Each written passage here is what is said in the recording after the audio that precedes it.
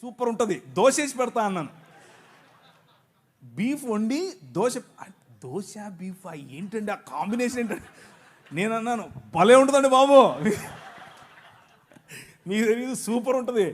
ఇంకా మా ఊళ్ళల్లో సంగటి చేస్తారన్నాను. సంగటి ఆయనకి తెలియదు, అర్థం కావట్లేదు ఆయనకి, సంగటి ఏంటి అంటున్నాడు. అంటే కడపకు రండి ఒకసారి, బీఫ్ వేసుకుని సంగటి వండుకుని దాంట్లో నెయ్యి పోసి తింటే సబ్బా సూపర్. ఆయన తట్టుకోలేక చెవులు మూసుకెళ్ళిపోయాడు. టచ్లోనే ఉన్నాడు, ఇంకా ఫ్రెండే కానీ అర్థం చేసుకున్నాడు. ఆయన నన్ను పెస్టర్ చేయటం, నన్ను ఒత్తటం, నన్ను కావాలని ఒత్తేది నేను ఒత్తితే ఎలా ఉంటుందో అర్థం చేసుకుని ఆపేశాడు.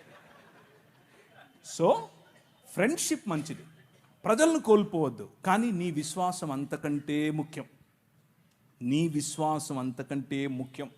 నువ్వు రోడ్డు మీద నిలబడి సువార్త చెప్పటం ఎంత ముఖ్యమో, నీ ఫ్రెండ్ దగ్గర నిలబడుకొని నేను క్రీస్తును మాత్రమే అనుసరిస్తాను అని చెప్పటం అంతే ముఖ్యం.